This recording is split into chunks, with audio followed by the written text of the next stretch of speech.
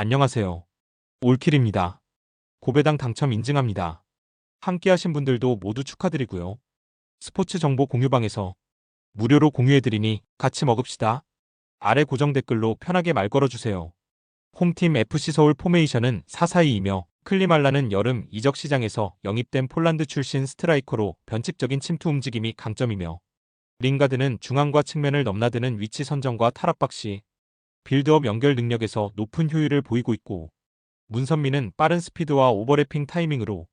측면 돌파와 크로스 옵션을 모두 수행 가능한 전형적인 윙어 자원이며 박수일, 최준으로 구성된 측면 풀백 조합은 넓은 공간 활용과 전방 패스 타이밍에서 강점을 보이고 있으며 정승원과 김진수의 인버티드 움직임은 순간적인 중앙 미드필더 숫자를 늘려 볼 점유율 확보에 유리한 전술 구조를 제공하고 있고 김기동 감독은 이러한 패턴 전술과 수적 우위를 활용한 압박 전환을 바탕으로 중원 장악에 초점을 맞추고 있으며 홈에서는 안정적인 전술 수행을 지속하고 있다. 원정팀 강원FC 포메이션은 4-4-2이며 가브리엘은 타겟형 스트라이커로 공중볼 경합에 강하지만 활동 반경은 제한적이며 김민주는 직선적인 드리블과 공격 진입 속도는 갖췄으나 패스 완성도와 연계 전개에서 기복이 있는 자원이다. 김동현은 중원에서의 볼 배급과 커버 플레이가 가능하지만 전방 압박 상황에서는 탈압박과 전진 패스 선택에 어려움을 드러낸다. 정경호 감독 체제의 강원은 아직 전술적 디테일이 정립되지 않았고 특히 측면 수비 시 대인 마크와 라인 간격 조절에서 일관성을 확보하지 못하고 있다. 이번 경기에서는 클리말라의 움직임에 대한 사전 데이터가 부족한 가운데 포지셔닝 대응 실패가 실점으로 이어질 수 있는 변수가 된다. FC서울은 클리말라를 중심으로 한 전방 전개와 전술적 유기성이 상승세를 보이는 중이며 강원은 전술적 디테일 부족과 수비 대처 미비로 불안 요소가 다수 노출되고 있고 클리말라의 첫 골과 함께 서울 팬들의 응원이 경기장을 압도할 가능성이 충분한 매치업이다. 홈팀 전북현대 포메이션은 4-3-3이며 티아고는 직전 경기 멀티골을 기록하며 볼 감각이 완전히 살아난 모습이며 전진우는 대표팀 소집 후에도 페이스를 유지하며 득점까지 올린 상태로 중원에서의 볼 배급과 세컨드 침투에서 강점을 보인다. 강상윤은 측면에서 끊임없이 침투하며 공간을 창출하는 움직임이 인상적이며 전술적 유연성에서도 중심축 역할을 하고 있다. 전북은 콤파뇨, 홍정호, 한국영이 부상으로 이탈한 상황이지만 남은 자원들의 경기 집중력과 공격 전개 완성도는 여전히 탄탄하고 홈에서는 티아고를 중심으로 한 전방 압박과 빠른 전환 플레이가 효과적으로 작동하고 있으며 전반적인 팀 템포가 상승 기조를 유지하고 있다. 원정팀 수원FC 포메이션은 4-3-3이며 사박은 제공권과 피지컬에서 강점을 보이지만 연계와 볼 배급에서 다소 제한적이며 안데르손은 단독 돌파 능력은 탁월하나 크로스와 슈팅 선택에서 기복이 자주 나타나는 편이며 루아는 중원에서 전진성과 활동량은 풍부하지만 수비 전환 시 포지셔닝 오류와 공간 커버 실패가 자주 발생한다. 수원FC는 포백으로 복귀한 이후에도 수비 조직 완성도가 낮으며 후반으로 갈수록 집중력 저하와 압박 저항력 저하가 동시에 드러나고 있고 측면 공간이 자주 열리며 전환 수비가 늦어지는 문제까지 겹쳐 상대 빠른 전개에 취약한 전형적인 흐름이 반복되고 있다. 전북은 티아고와 전진우의 공격력 회복, 강상윤의 전술적 기여까지 더해지며 전방 흐름이 더욱 활발해졌고 수원FC는 여전히 수비 조직력 불안과 후반 집중력 저하 문제가 반복되고 있다.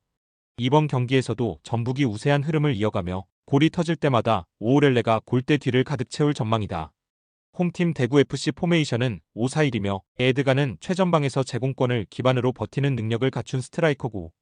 정치인은 이선에서 연계 플레이와 볼 운반이 가능하지만 피로 누적 시 기동력이 크게 저하되는 경향이 있다. 라마스는 중원 조율 능력은 있으나 공격 전개보다 수비 커버에 더 집중하는 형태의 운영을 선호하는 자원이며 대구는 제주 원정 직후 짧은 휴식으로 인해 로테이션 구성 자체가 불안정한 상황이며 주전 자원의 체력 저하가 경기 후반 변수로 작용할 가능성이 높고 김병수 감독은 점유보다 실리를 택한 전술 운영을 하며 수비 안정화를 시도하고 있으나 최근 들어 상대 측면 돌파에 대한 대응이 불안한 흐름이 반복되고 있다.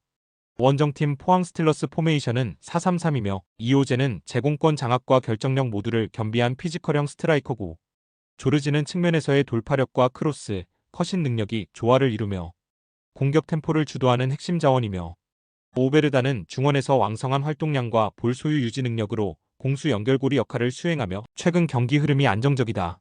완델손의 부상 이탈은 존재하지만 조르지가 좌측 윙 포지션에서 활발한 움직임을 보여주고 있어 공백이 크게 느껴지지 않는 상황이다.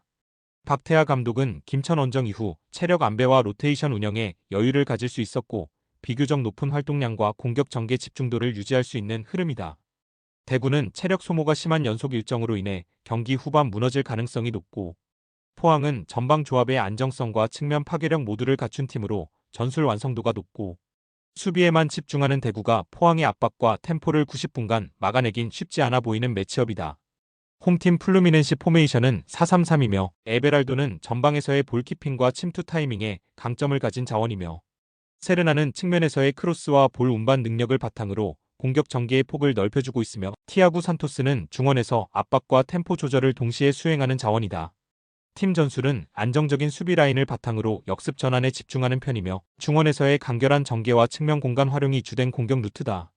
다만 강한 압박을 받는 상황에서 실수가 자주 발생하며 뒷공간 커버와 전환 타이밍이 일관되지 못한 문제가 존재한다.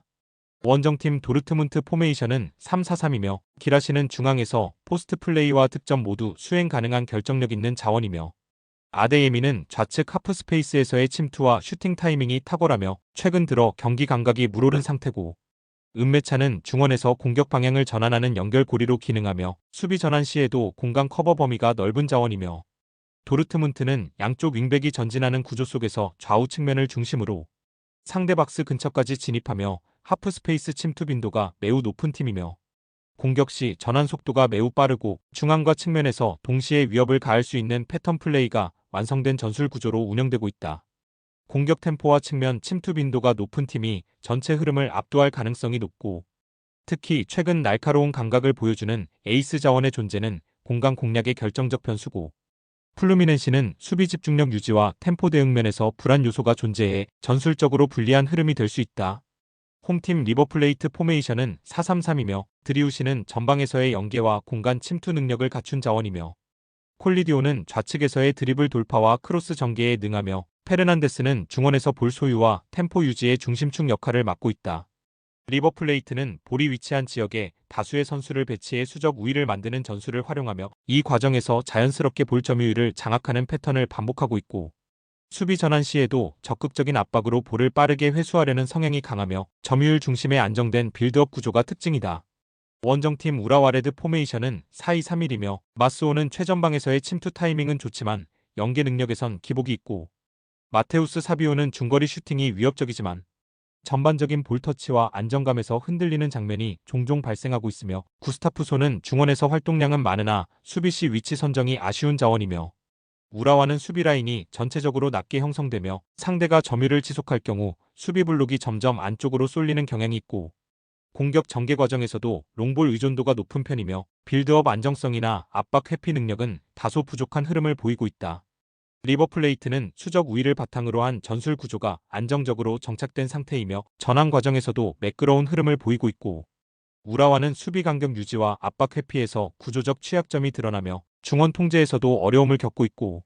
전체적인 전술 밀도와 경기 운영 안정성에서 리버플레이트가 명확한 우위를 점하고 있는 경기다. 홈팀 울산현대 포메이션은 4-4-2이며 에릭은 전방에서 속도감 있는 침투와 마무리 능력을 갖춘 자원이며 이청용은 중원에서의 연결과 전개 중심으로 경기 흐름을 조율하며 보야니치는 수비 시 공중볼 경합과 위치 선정에서 강점을 보인다.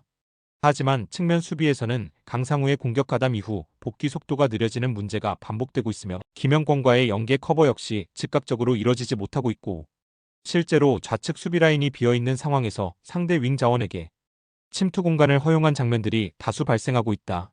원정팀 마멜로디 포메이션은 4-2-3-1이며 레이너스는 최전방에서 제공권보다는 위치 선정과 연계 플레이에 집중하는 스타일이며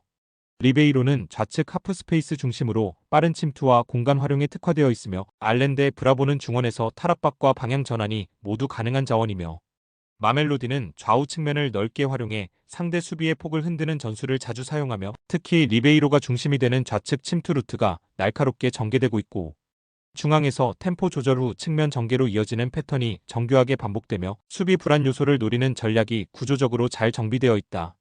울산은 좌측 수비 라인의 전술적 취약점이 반복적으로 드러나고 있으며 상대의 패턴 플레이에 고전할 가능성이 있고 마멜로디는 구조화된 측면 침투 전술과 정밀한 공간 공략 패턴을 통해 우세한 흐름을 가져갈 수 있고 전체적으로 볼 때 공간 리커버리의 문제로 인해 울산이 흔들릴 여지가 많은 경기다. 홈팀 몬테레이 포메이션은 4-2-3-1이며 베르테라메는 제공권과 박스 내 침투 타이밍에서 강점을 보이는 공격 자원이며 카날레스는 중원에서 패싱 밸런스와 전진 전개 능력이 돋보이며 메디나는 측면 활동량과 크로스 정확도가 높은 편이며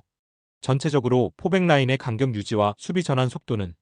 안정적인 모습을 보이나 하프 스페이스 통제에서 반복적인 취약점이 드러나고 있고 특히 중앙 미드필더 뒷공간에서 측면으로 연결되는 순간적인 침투 플레이에 대한 대처가 느리고 박스 안에서의 수비 집중력 역시 후반으로 갈수록 급격히 저하되는 흐름이 확인되고 있고 원정팀 인터밀란 포메이션은 3-5-2이며 튀랑은 순간적인 마무리 집중력이 뛰어나며 코레아는 세컨드 스트라이커로서 연계의 강점을 보인다. 바렐라는 메잘라 형태로 하프 스페이스를 침투하며 전방으로 찬스를 만들어주는 역할에 능하며 이러한 측면 대각선 진입 패턴이 반복될 경우 수비 라인을 붕괴시키는데 매우 효과적이며 최근 인터밀란은 중원부터 측면으로 연결되는 전환 속도가 빠르고 윙백과 미드필더 조합이 만들어내는 유기적인 공격 루트가 강팀들과의 경기에서도 꾸준한 성과를 내고 있고 수비 시에도 3백 간격 유지와 세컨볼 회수 능력에서 밀리는 장면이 적고 전술적 완성도 면에서 매우 높은 수준을 유지하고 있다. 인터밀란은 메잘라 무브먼트를 통해 하프 스페이스를 정확히 파고들며 전방 공격을 날카롭게 연결하는 팀이며 몬테레이는 이러한 구조적 침투에 대한 수비 반응이 늦고 후반으로 갈수록 수비 집중력이 흔들리는 흐름이며 전체적인 전술 완성도와 경기 주도권 측면에서 인터밀란 쪽으로 기운 매치업이다.